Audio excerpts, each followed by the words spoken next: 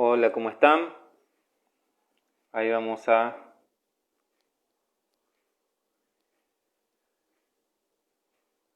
Estamos esperando a que se vaya sumando la gente. Tuvimos algunos inconvenientes en el anterior...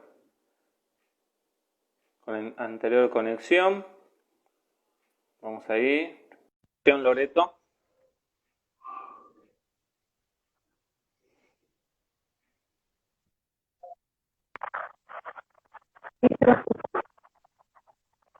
Hola, ¿cómo estás?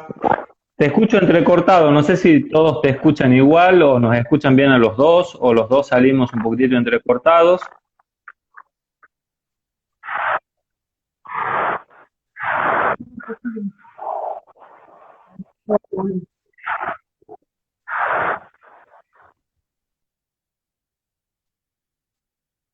¿Me escuchan?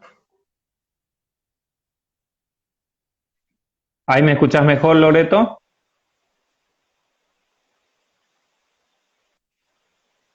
Alguien puede decir, Hola. ¿a quién se pega? ¿A mí o al doctor Rodríguez?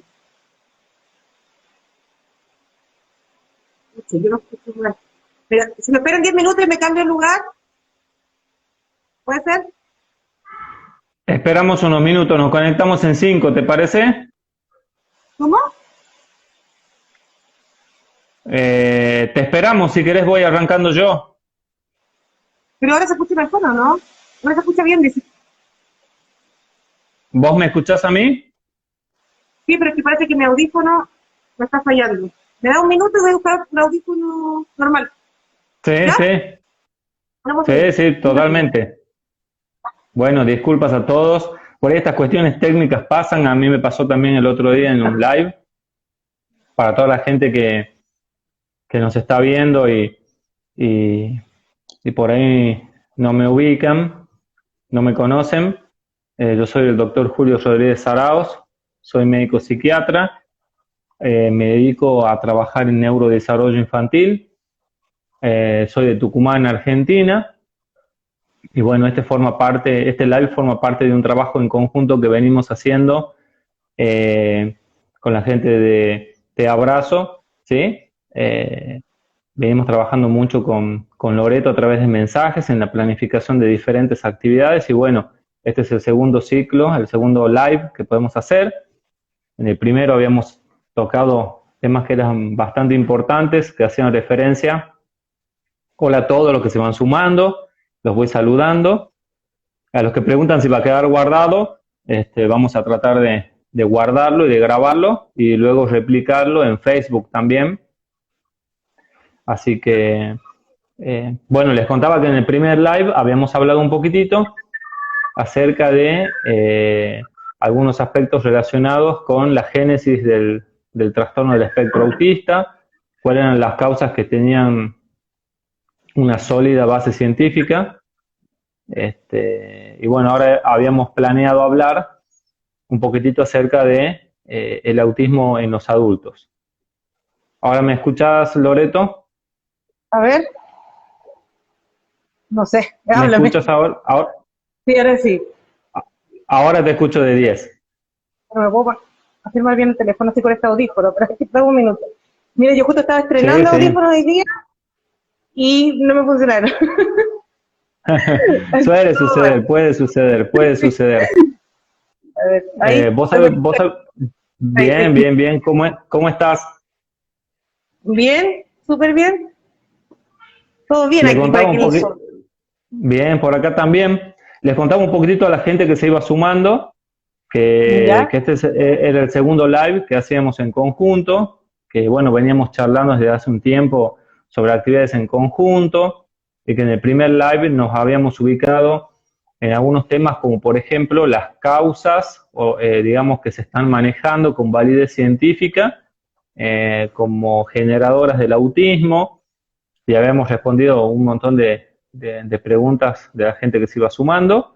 Y bueno, la idea ahora era poder hablar de un tema que nos había parecido muy importante, que era el tema de el diagnóstico de TEA en los adultos, el diagnóstico de autismo en los adultos, o de SEA, porque la verdad que todavía hay un poquitito de controversia en cuanto a si es una condición, si es un trastorno. Hoy por hoy venimos aceptando el concepto de condición, o simplemente llamarlo autismo. Sí.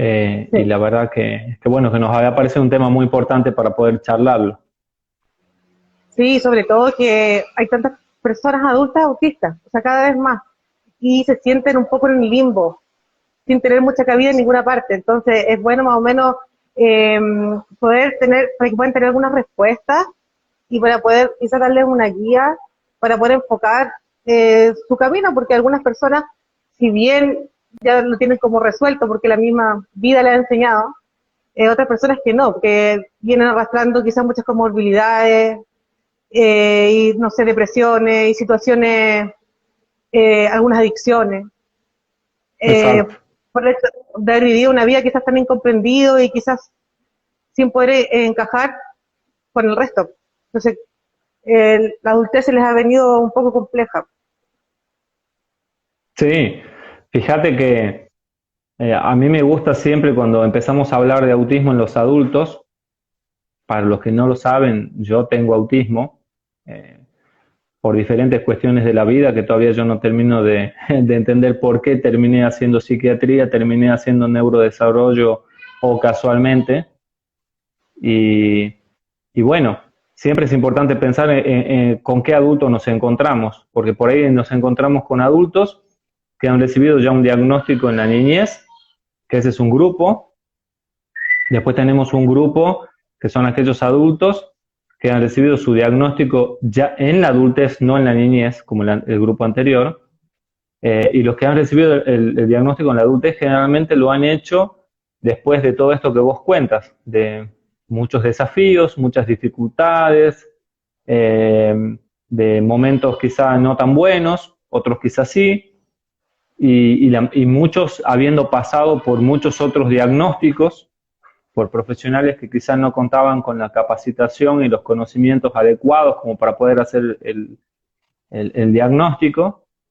Y algo que estamos viendo mucho, y ahí les puedo dar mi testimonio como médico, es el diagnóstico de autismo en adultos que se da después de que estos adultos tienen un niño que también ha recibido el diagnóstico de autismo, ¿no? Pasa con cada vez mayor frecuencia que cuando nosotros vemos un niño que llegamos al diagnóstico de autismo y de pronto empezamos a hacer, digamos, una investigación un poco más profunda, o quizás también por el testimonio de los mismos papás.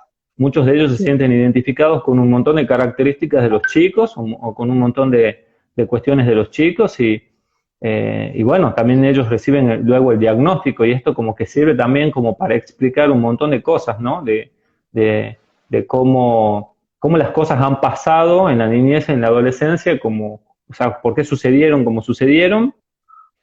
Para algunos también, la mayoría representa, viste, un alivio, el poder saber, digamos, realmente qué es lo que nos sucede, por qué nos sentimos a veces diferentes, o por qué sentimos, es una pregunta muy recurrente entre todos, y creo que todos los que sean autistas y me estén escuchando ahora o me estén viendo, la pregunta que tenemos a veces en la cabeza es el ¿por qué a mí me cuesta tanto? ¿Por qué a mí me cuesta Claro. más que a los otros? Es como una pregunta muy recurrente que yo, a ver, yo también me la hice y se la hicieron la mayoría de las personas autistas adultos que yo conozco.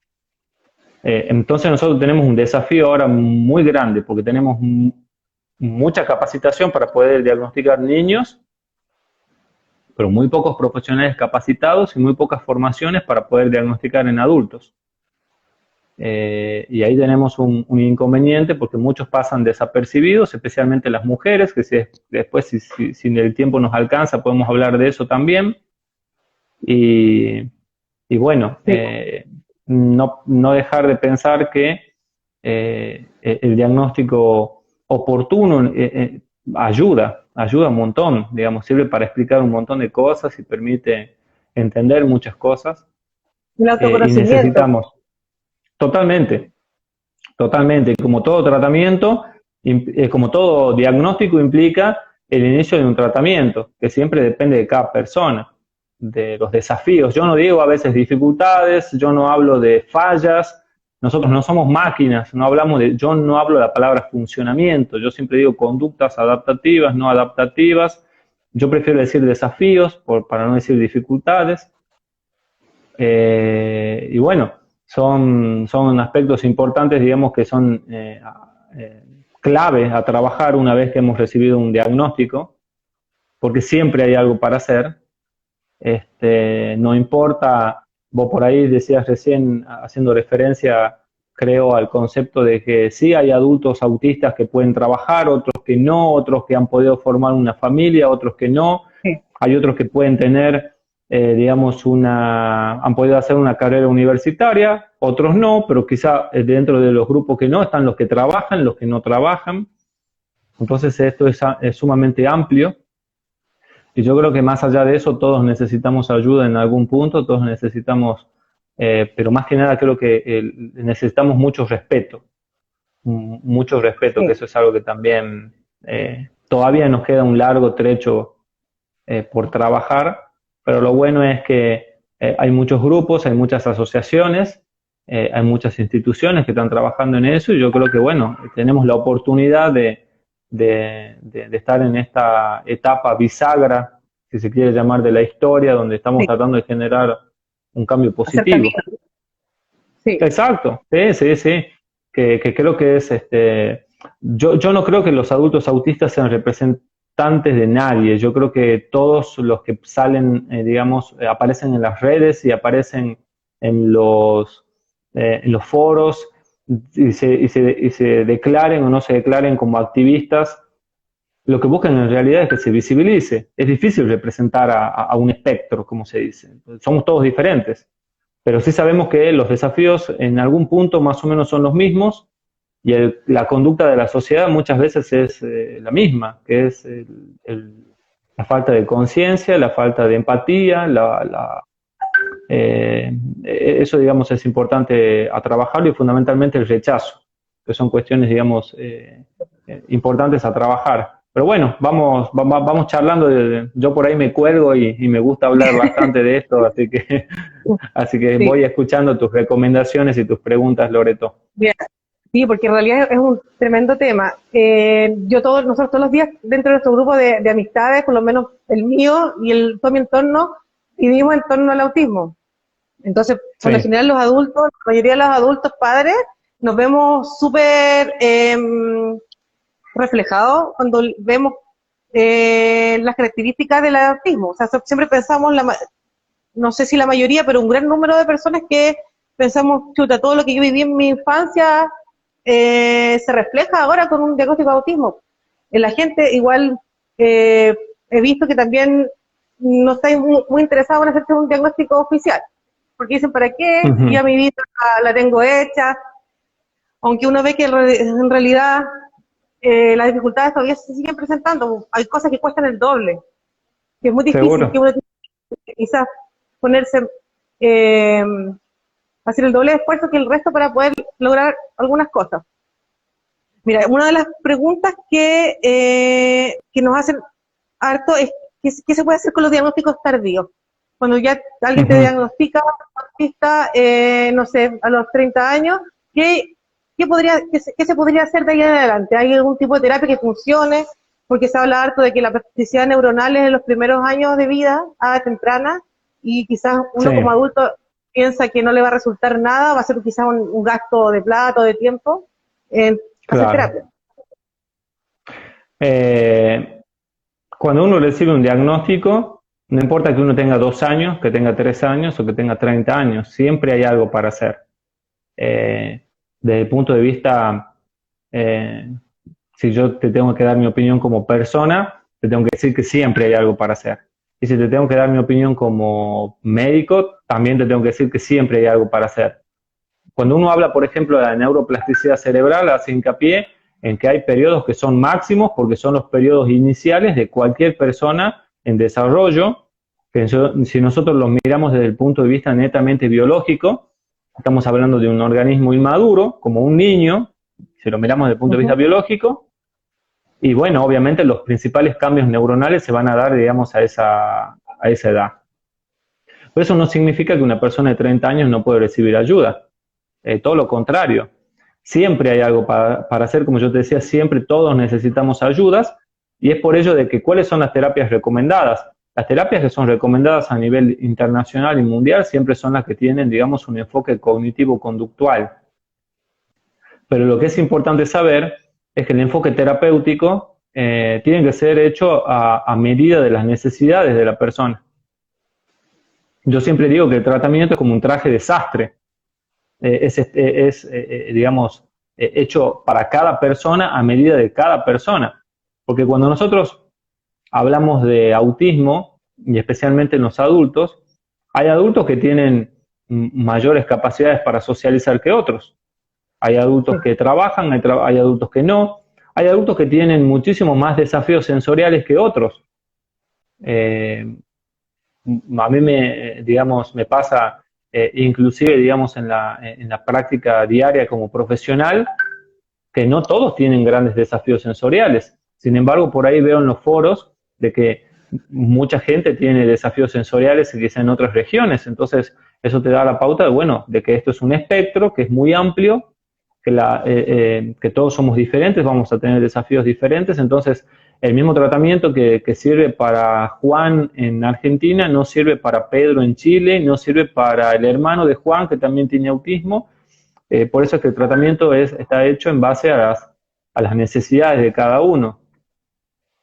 Es por ello que siempre uno tiene que, cuando está al frente de una persona autista, adulta, tenemos que pensar también en cuáles son las necesidades que tiene, en qué consideramos nosotros como profesionales que él necesita ayuda, pero también preguntarle a él en qué piensa él o ella que necesita ayuda, porque muchas veces las prioridades de la persona no son las prioridades del terapeuta. Entonces tenemos que lograr un balance entre eso. Y eso sí es importante porque un ejemplo básico, si hay alguien que tiene muchos desafíos para socializar y eso le genera mucha ansiedad y de alguna u otra manera está muy expuesto a situaciones de demanda social, bueno, lo ayudemos a soportar esa ansiedad, a tolerar esa ansiedad, pero hasta donde se pueda, sin exigir ni tampoco buscar de que esa persona sea alguien que no es. Quizás alguien que tenga más desafíos sensoriales, bueno, veremos a ver cuáles son, quizás supongamos una hipersensibilidad auditiva, bueno, veamos cómo lo podemos ayudar. Eso puede ir desde ir trabajando en el sentido de desensibilizarlo sensorialmente, que eso se puede hacer exponiéndolo progresivamente a sonidos que vayan aumentando en intensidad, o hasta inclusive respetar que hay esa hipersensibilidad y ayudarlo con audífonos. Como te digo, todo va a depender de cada persona, pero siempre desde el punto de vista del respeto, del saber que la persona que está al frente necesita nuestra ayuda y los adultos con autismo existen, y ya con el solo hecho de existir estamos hablando de una persona que siente, que piensa, que se emociona, que puede enojarse como cualquier otra. Entonces el enfoque respetuoso es el enfoque de hacer, digamos, un tratamiento en base a las necesidades de cada uno. Ahora, ¿por qué es importante esto? Porque muchas personas tienen la oportunidad de hacer un diagnóstico y tienen la impresión de que no se puede hacer nada. Pero la realidad es que no hay muchos terapeutas, no hay muchos profesionales que estén capacitados para poder hacer un diagnóstico en adultos. Es más, la mayoría de los adultos que han sido diagnosticados en la adultez han pasado por diagnóstico de trastorno obsesivo compulsivo, de depresión crónica, de trastorno de ansiedad, de fobia social. Las mujeres muchas veces son catalogadas como chicas con trastornos de la personalidad. Así que fíjate que de muchas personas por ahí también puede pasar, porque te digo que lo he escuchado, he charlado con muchas personas autistas de muchos lugares, también están cansadas, y otros también tienen miedo, porque por ahí ir a un médico, ir a un terapeuta y que te dé un diagnóstico, es un miedo que es inherente a todos como personas, como especie, el temor de que sea para peor. Eh, Así que, ¿qué es lo que se puede hacer cuando se ha diagnosticado con un autismo en la edad adulta? Siempre hay muchas cosas. pero tenemos que tener en cuenta todas estas variables. Y cuando yo te digo miedo, bueno, eso significa que hay que acompañarla a la persona, hay que, hay que, hay que ayudarla, hay que escucharla. Eso es fundamental, pero siempre hay algo para hacer, siempre, siempre. Julio, y entrando al tema clínico, el diagnóstico, ¿cómo se realiza? ¿Hay baterías diagnósticas? ¿Cómo se hace con los pequeños? Por ejemplo, un test A2, ¿sirve una DR? ¿Sirven para adultos o es solamente quizá clínicamente viendo como según los manuales, si coincide con la característica o no? Bien, esa es una excelente pregunta, porque todo el mundo piensa en las baterías diagnósticas. El diagnóstico de autismo sigue siendo clínico. En los niños, en los adultos, sigue siendo clínico. Lo que uno hace con las baterías y con las escalas es, digamos, de alguna otra manera apoyarse, ¿sí? Profesionalmente en escalas o en procedimientos que están validados a nivel mundial, porque no tenemos un marcador biológico. ¿Qué significa? No hay un análisis de sangre, no hay una lesión en una resonancia o algo que nos permita decir esta persona es autista o tiene autismo. Pero el diagnóstico sigue siendo clínico. Pero como el diagnóstico sigue siendo clínico, genera que el profesional entienda de autismo. No basta con formarnos, no basta con capacitarnos, hay que entender el autismo. Entendiendo el autismo se puede hacer un diagnóstico. Obviamente que nos vamos a apoyar en esas escalas, y dentro de las más usadas está el inventario del espectro autista, ¿sí? De Brivier. Está también el LADOS, que en su módulo 4 se puede usar, digamos, para los adultos. Muchos utilizan la escala australiana para síndrome de Asperger. La escala de socialización de Bass, por ejemplo, también son escalas que se utilizan mucho. A mí particularmente, una de las mejores me parece que, a ver, el mejor sigue siendo el LADOS en su módulo 4, pero hoy por hoy muchos encuentran la escala australiana para síndrome de Asperger en un montón de sitios de internet. Y a muchos les ha pasado que han sospechado que eran autistas, han entrado, han hecho un cuestionario, han arrojado un puntaje compatible y eso los ha llevado a hacer el diagnóstico. Y muchos, lo que está mal en realidad, se han autodiagnosticado en base a esas escalas. Y entraron a internet, hicieron una escala y se autodiagnosticaron. Bueno, eso no es válido, porque nosotros primero que nada, porque para autodiagnosticarnos deberíamos conocer procedimientos que los tiene un terapeuta. Y aún así, si lo fuéramos, estamos poniendo mucho de nuestra subjetividad, o sea, de nuestra percepción personal, y no podemos ser objetivos como profesionales. Entonces, la recomendación es que si entran en algún sitio que tiene alguna escala o algún tipo de cuestionario para sospecha de autismo en adultos, que lo tomen solamente como una sospecha o que lo tomen como señales como para poder consultar al profesional y nunca recurran al autodiagnóstico, porque el autodiagnóstico al fin y al cabo nunca es válido. Pero sí hay cuestionarios que se pueden realizar. Siempre es importante tener en cuenta la presencia de algunos otros diagnósticos que sí pudieran realmente estar presentes o no, o que pudieran confundirse, como el trastorno obsesivo compulsivo, como un trastorno de ansiedad. Entonces hay que tener mucho cuidado antes de aplicar las escalas. ¿Qué significa? Que yo antes de aplicar una escala tengo que hacer una buena entrevista a la persona, preguntándole todo, desde sus antecedentes, desde pequeño hasta llegar a la adultez, y siempre que se pueda, de manera, digamos, categórica, siempre entrevistar a un familiar. Porque por ahí vos necesitas preguntar, a ver, a una mamá que concurre que va, digamos, al consultorio con una persona de 35 años. Bueno, vos le podés preguntar a la mamá, a ver, pero ¿cómo nació? ¿Tuvo alguna complicación? Y vos te acordás a qué edad habló, porque esas son personas que uno como adulto ya ni se acuerda. Esas son cosas que uno ya no se acuerda. Entonces, No podemos nosotros hacer un diagnóstico si no tratamos de recurrir a las palabras de un adulto que conviva o que haya convivido, digamos, también con esa persona. Y después nos apoyamos ahí en eso.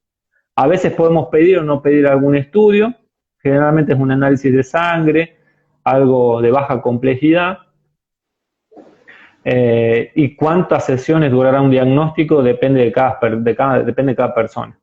Hay personas donde uno puede hacer un diagnóstico en 4 sesiones, a veces en 5, a veces en 3, varía en cada una, pero como te digo, resumiendo, el diagnóstico es clínico, uno se apoya en las escalas, hay diferentes escalas y lo que hay que evitar es el autodiagnóstico.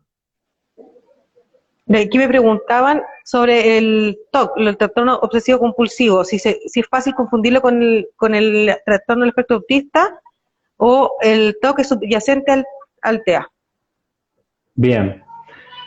Vos sabés que muchos de los síntomas del trastorno obsesivo compulsivo se pueden solapar con el autismo, que significa que pueden estar muy pegaditos y es muy difícil terminar de saber si realmente hay un trastorno obsesivo compulsivo o son cuestiones que hacen a los comportamientos repetitivos del autismo.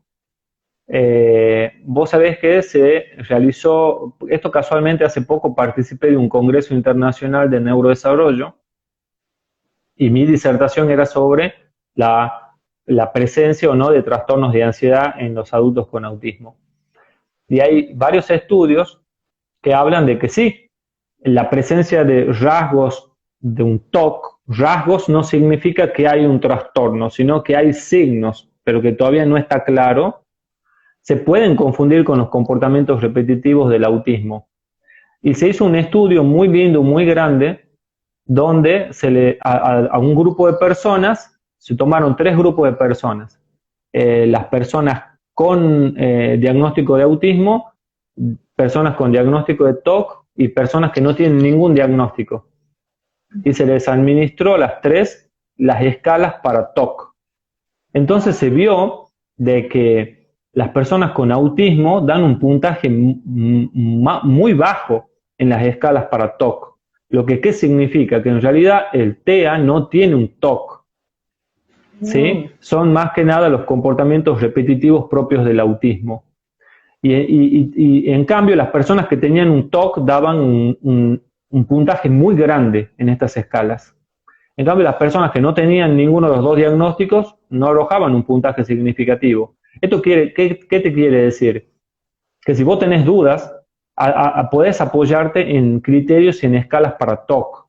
Si el puntaje realmente es muy alto, porque realmente hay muchos rituales, hay muchos comportamientos obsesivos, bueno, puede que haya un trastorno obsesivo compulsivo comórbido, o sea que se esté presentando junto al autismo. Pero si el puntaje no es tan alto, entonces no hay ningún TOC. Son los comportamientos repetitivos propios del autismo que se semejan mucho, es más, se semejan ya desde la niñez muy temprana. Muchas veces a mí me pasa de ver los informes de las psicólogas que por ahí no están familiarizadas con el autismo y me hablan de niños muy obsesivos, con comportamientos obsesivos compulsivos. Y en realidad lo que se plantea en realidad son que hay signos, pero no quiere decir que haya un TOC. Si vos querés saber si la persona tiene un TOC o no, lo tiene que ver un especialista que pueda administrar las escalas apropiadas y que pueda hacer un estudio apropiado. Pero aún así la presencia de TOC con TEA es muy, muy baja, ¿sí? La mayoría de las veces son los rasgos mismos repetitivos del autismo, los comportamientos repetitivos. Mira, nos quedó súper claro y fue una pregunta bien interesante, la verdad. Porque sí, eso hace que alguien que no sepa de autismo reciba una persona autista y la diagnostique como TOC, porque ¿qué es lo que va a haber? Muchos comportamientos repetitivos, algunos rituales, mucha ansiedad ante los cambios, que también lo tienen las personas obsesivas, pero lo que también cambia un poco es el núcleo que se llama. O sea, yo puedo tener mucha ansiedad, pero si yo voy al núcleo de la ansiedad, o sea, ¿qué es lo que me genera la ansiedad? El ir al fondo es lo que me dice a mí qué es lo que está sucediendo en realidad, porque a ver, una persona con autismo tiene ansiedad, una persona con trastorno obsesivo compulsivo tiene ansiedad, una persona con depresión puede tener ansiedad, pero la génesis de esa ansiedad es diferente. Claro. Entonces, por eso es que... No te escuché, discúlpame. ¿Cómo lo determinas, por ejemplo, tú en clínica? Si tú, ¿cómo sabes qué tipo de ansiedad es, de dónde proviene? ¿Y cómo lo clasificas? A ver, lo que... No, a ver. Bien. Vos sabés que existen algunas escalas de ansiedad para poder medir la ansiedad, pero generalmente son escalas que donde se usan mucho es la escala de Hamilton, que es una escala para medir ansiedad que te sirve mucho en el trastorno de ansiedad generalizada, en los casos de ansiedad secundaria, alguna cuestión como fobia social o una ansiedad muy grande, digamos, en algún caso de un paciente que tiene mucha ansiedad y que tiene un trastorno de pánico. Pero los puntajes son muy confusos cuando vos le haces esa escala a una persona con TEA. Pero vos nunca vas a sospechar que ese resultado es confuso si es que no sabes de autismo. Entonces, ese es el gran problema. El especialista puede observar esas discrepancias y darse cuenta de que el origen de la ansiedad es diferente. Y además, pensemos una cosa, la ansiedad y el autismo van siempre de la mano.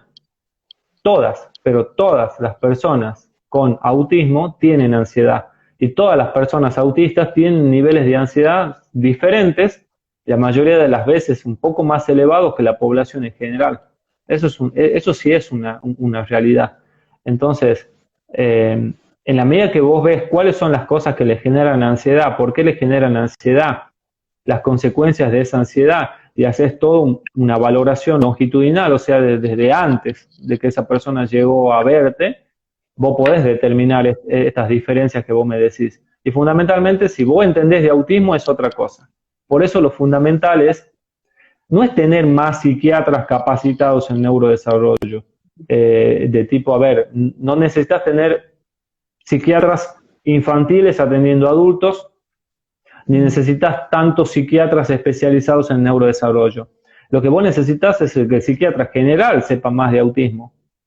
Porque el psiquiatra general sabe mucho de TOC, sabe mucho de esquizofrenia, pero no sabe nada de autismo. Y la mayoría de los adultos, ¿a dónde van? Van a buscar a alguien especializado en neurodesarrollo, ni hablar. No se les va a ocurrir, tratar de concurrir a un psiquiatra infantil o a un psicólogo infantil. Van a un psiquiatra general. Y el psiquiatra general da su veredicto en base a lo que sabe. Yo siempre digo, esto con mucho respeto a todos los profesionales, ¿no? Cuando tu herramienta es un martillo, todo va a ser un clavo. Entonces, tenés una sola herramienta. Un profesional que ve neurodesarrollo tiene herramientas específicas para neurodesarrollo, pero tiene que saber el diagnóstico diferencial con las otras cosas. O sea, yo no puedo diagnosticar un adulto autista si es que no entiendo de trastorno bipolar, si es que no entiendo de TOC, porque si no, no lo voy a poder diagnosticar. O sea, esto es algo que tanto los psiquiatras que hacen neurodesarrollo tienen que saber de psiquiatría clínica general, y los psiquiatras que hacen psiquiatría clínica general tienen que saber más de neurodesarrollo, porque si no se nos van a pasar por alto un montón de diagnósticos, y el no diagnóstico para una persona representa un sufrimiento, y eso es importante tenerlo en cuenta. Sí, Chucky, bueno, tanta razón en lo que dice. Yo creo que muchos de nosotros, y por lo que veo reflejado en los comentarios, todos coinciden, porque nos ha tocado a muchos quizás hacer un recorrido tremendo por muchos especialistas, sin encontrar un diagnóstico hasta llegar con alguien clave que te pudo decir es autismo. Mucha gente se lo pasa una vida buscando a veces un diagnóstico. Ha pasado por todos los diagnósticos de TDA, de bipolar, depresión, TOC, hasta que alguien, o por ahí escuchas a algún amigo que tiene un hijo en el espectro autista y uno para las antenas y dice, ahí está. Pero ni siquiera porque un psiquiatra o un neurólogo te haya dicho. Es súper frecuente. Exacto. Sí, es más, yo te diría que hoy por hoy los adultos autistas que tienen hijos autistas, con mucho respeto digo esto, están en ventaja con respecto a los que no tienen hijos. Sí. Porque tienen una posibilidad de que algún profesional que está viendo a sus hijos los pudiera ver o pudiera dar una opinión o pueden consultar, decirle, sabés, licenciada, licenciado, sabés, doctor, que yo me identifico mucho con mi hijo, con mi hija, ¿qué opinás que hagamos una evaluación? ¿O vos qué opinás? ¿Podré tener o no tener autismo? En cambio, ese grupo que está en el medio, que son los que no tienen hijos y que no han recibido el diagnóstico en la adultez, son los que generalmente han pasado por todos estos diagnósticos que vos dices, ¿no? Y eso pasa, vos sabés que yo particularmente los relaciono mucho con el hecho de que solamente vemos los signos y los síntomas. Estamos muy encasillados en el modelo médico viejo, antiguo, del siglo XX, donde signos y síntomas es igual a tal trastorno, signos y síntomas igual a tal enfermedad. Pero no nos podemos saber esos verdaderos signos y síntomas dónde se ven originados. Porque no es lo mismo que alguien, supongamos, tenga una crisis de pánico por un motivo que por otro. No es lo mismo que una persona esté deprimida por un motivo que por otro. Y es así como hay un montón de signos y síntomas comunes, como el pánico, la depresión, la ansiedad, que son comunes en un montón de casos. Son comunes al autismo, son comunes a la verdadera depresión, son comunes al trastorno bipolar, son comunes a la esquizofrenia. Entonces, si vos te concentras en los signos y síntomas, vas a diagnosticar cualquier cosa. Eso es una realidad. Vos tenés que escarbar. Por eso, también nosotros tenemos otro inconveniente. Yo en ese aspecto, y les pido disculpas a todos mis colegas médicos, yo sí soy muy crítico del modelo viejo, médico, hegemónico, donde el médico, viste, es el que tiene la última palabra, el que no se comunica con el equipo, el que te ve en el consultorio y no acepta tus opiniones. No, yo no estoy de acuerdo con eso, porque muchos no te dan bolilla. Directamente, no, yo soy el que sé. Y bueno, eso genera una complicación. Y también es importante tener en cuenta, viste, el tema de las mujeres, que es las chicas en el espectro, es un apartado aparte, que está en vías de conocerse en profundidad, pero durante muchos años pero súper olvidado, súper subestimado también. No hay información tampoco y cuesta mucho que entreguen diagnósticos, los profesionales que se atrevan a entregar un diagnóstico también. Cuesta mucho. Además, ¿Tienes que hacer otra pregunta? Sí, te escucho. No, dale, lo que estabas diciendo. No. Te decía de que puntualmente el tema de las mujeres también es muy difícil porque los estudios dicen de que, por ejemplo, las mujeres que pueden ser diagnosticadas rápidamente con autismo son aquellas que han mostrado signos muy tempranos o que tienen quizás una discapacidad intelectual asociada.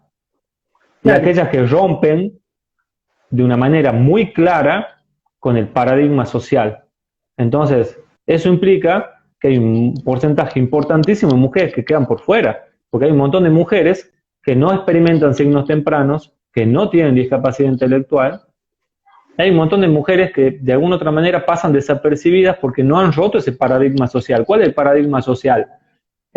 O que está muy relacionado con, sí, realmente con la cultura del machismo, donde la mujer tiene que ser sumisa, callada, jugar con muñecas, tímida. Bueno, hay un montón de chicas que realmente son así y son autistas y pasan desapercibidas. Bueno, porque es el mandato, tienen que ser así. Entonces es mucho más difícil el diagnóstico. Entonces estas chicas experimentan ya muchos desafíos cuando empiezan a entrar en la etapa de la adolescencia, de la adultez, y bueno, ahí es donde se vienen los diagnósticos erróneos, hasta después de varios especialistas llegar al diagnóstico concreto. Sí, es verdad. Y yo conozco hartas mujeres autistas que no son tímidas tampoco. Al contrario, que tienen harta personalidad. Yo me imagino que el diagnóstico debe haber sido más complejo todavía en ellas. Y puede ser que sea más complejo en ella, porque fíjate que cuando uno rompe un paradigma social, generalmente tiene para la sociedad un problema. Entonces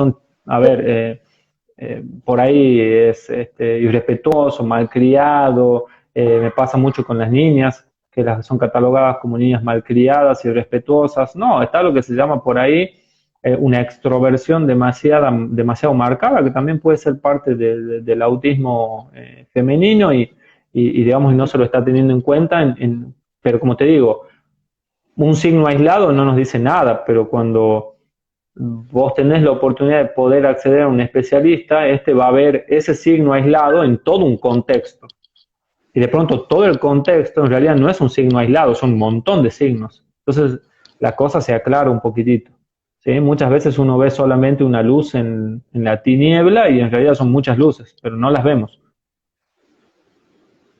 Sí, es cierto. Mira, a mí me preguntan acá, una pregunta específica para ti, personal. Me preguntan que, ¿dónde te formaste? Que esa visión que Sí. tienes tú compartida por el lugar donde estudias o es algo personal. Yo me formé acá en Tucumán, hice la certificación de la especialidad acá en Tucumán. La opinión que yo tengo es fruto también de la formación que yo tuve acá en mi hospital, del trabajo interdisciplinario, abandonando el modelo médico digamos, porque nos han enseñado desde el minuto cero que ingresamos a no tener esta concepción, sino el de trabajar codo a codo con los psicólogos, con los fonoaudiólogos, con los TO y con cualquier otro especialista, sabiendo de que cada uno aporta su punto de vista y entre todos podemos hacer un enfoque mucho más integral que ayuda a entender mucho más a la persona, a ayudarla más, a poder diseñar un tratamiento que sea adecuado más allá de cuál sea el diagnóstico. Yo la verdad es que considero que esto es importante porque a mí me ha pasado muchas veces de tener contacto con muchos profesionales donde no se ponen en contacto entre ellos, no se ponen en contacto ni entre el médico, ni entre la psicóloga, ni la fonoaudióloga, y no puedes ver un niño, eh, y quizás también hacerlo extensivo a los adolescentes y los adultos, obviamente, sin ponerte en comunicación con el equipo. No puedes trabajar de manera aislada, eso no es trabajar como corresponde.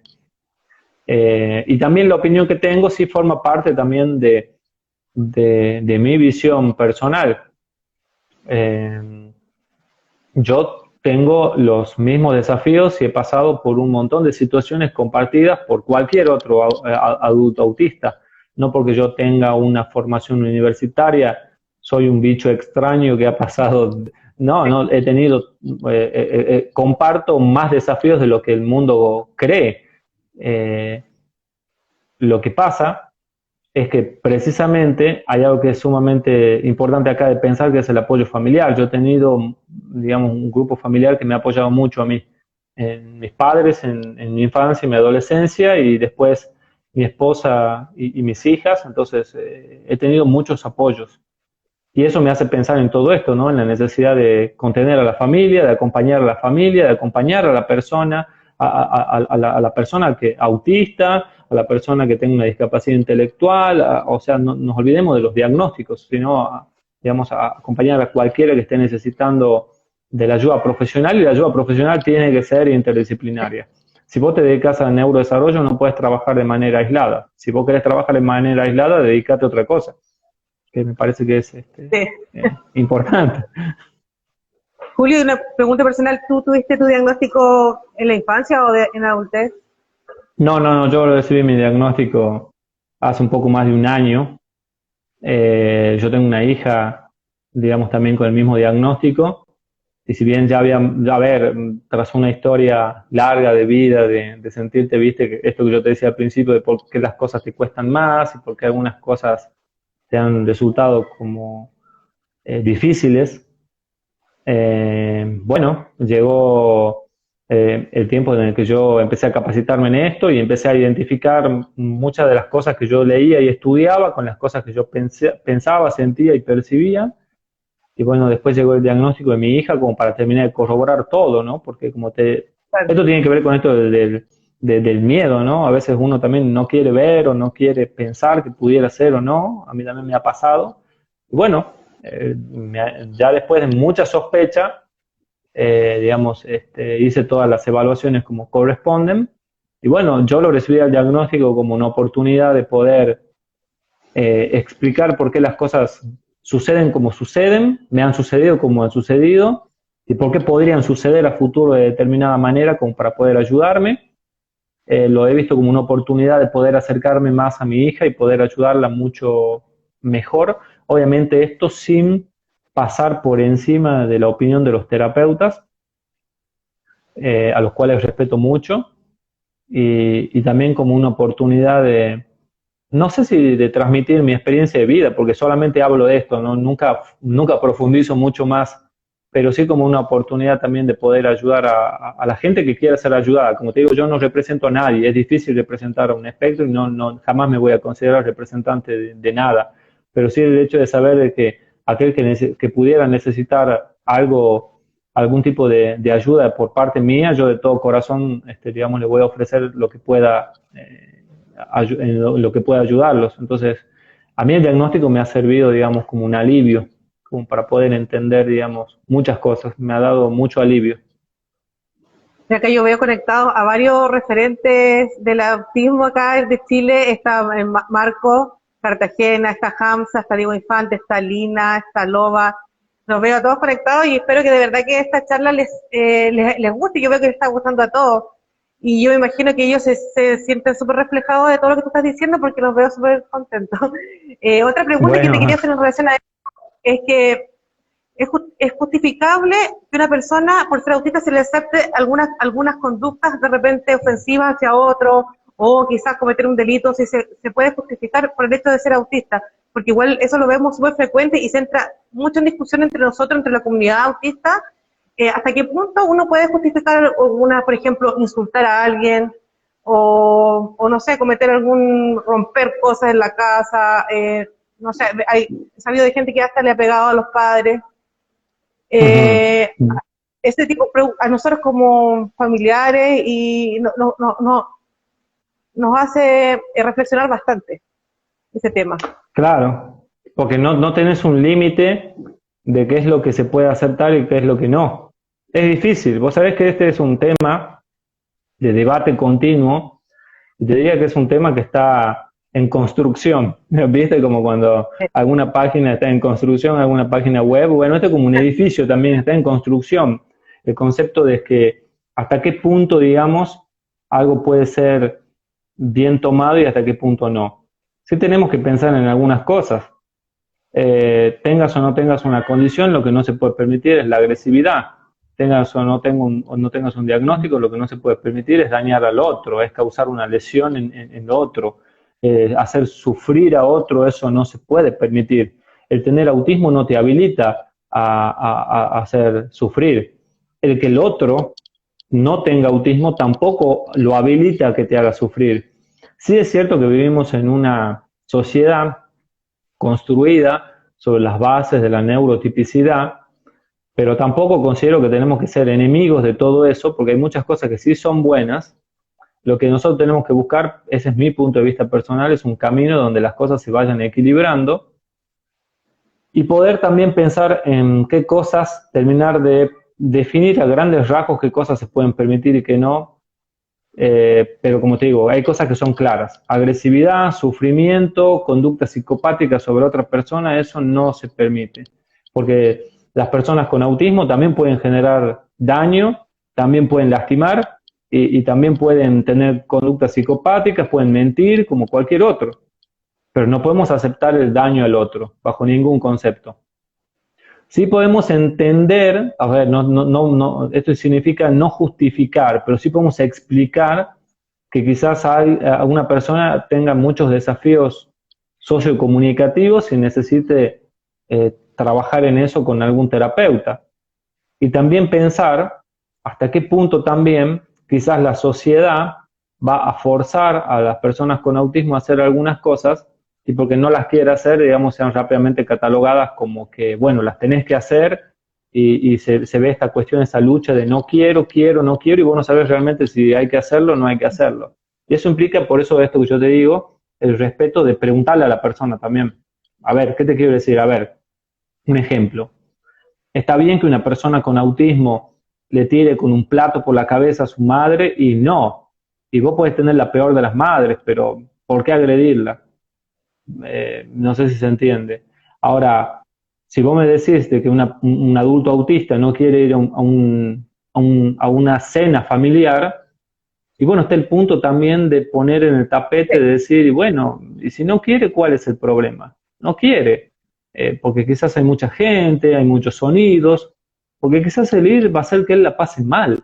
Entonces siempre está bueno pensar también quién puede sufrir más o quién la puede pasar peor.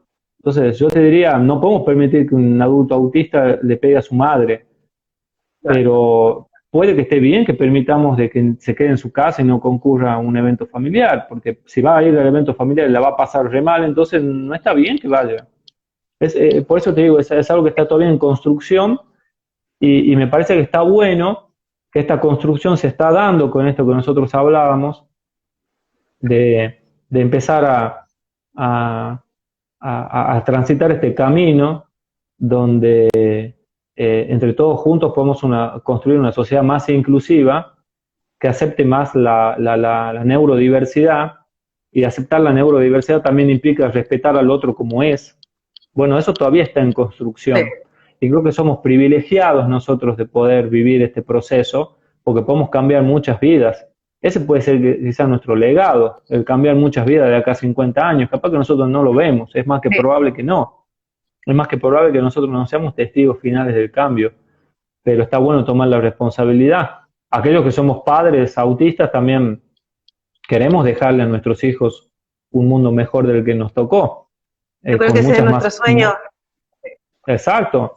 Sin pensar en esto, yo le pido muchísimo perdón a los papás, o sea, sin pensar en esto de mi angelito azul, mi principito, no, mi angelito azul, mi principito, nada. Vamos a ayudarlo en todo lo que necesite, a que sea feliz, a que esté contento, que tenga una buena calidad de vida, sin minimizarlo, sin inhibirlo, ¿sí? Dejarlo que, en cierta forma, que también pueda ser quien es. Nunca vamos a poder ser 100% quienes somos, ¿sí? Nadie es 100% como quiere ser, ni hace todo lo que quiere hacer, ni tiene todo lo que tiene. Entonces nosotros también, todos como sociedad tenemos que ceder en algunos puntos, pero está bueno este camino, porque todos los referentes que vos me decís que están conectados, más allá de que pudieran o no, digamos, coincidir conmigo, la finalidad es la misma. En algunos Exacto. puntos vamos a diferir, somos personas, pero la finalidad es la misma, es la de cambiar todo esto, es la de cambiar esto. Entonces, yo creo que todos juntos, pero de diferentes puntos, vamos a empujar este carruaje para que todo pueda cambiar y salir bien. Y es lo mismo que hemos hablado, yo he hablado con distintas personas dentro de este mundo que tenemos. Lo mismo, que todos nos vamos subiendo al mismo carro y vamos empujando porque así se van dando las cosas, vamos haciendo redes, todos quieren colaborar, todos quieren ir sumando. Yo creo que no va a ser tan difícil, quizás como dices tú, no lo vamos a ver nosotros.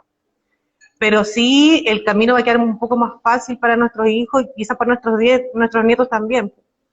Así que eso siempre va a ser positivo. Otra cosa que te quería decir, como que a poco rato podíamos quizás... Seguro. Sí, discúlpame, te quería decir que también hay, digamos, no pensar que todo esto lo va a generar la comunidad autista, porque eso sería falso decirlo. Esto necesitamos entre todos. Y las personas que no tienen autismo también son personas nobles, excelentes. Yo te digo, a ver, no tenemos que mirarnos como...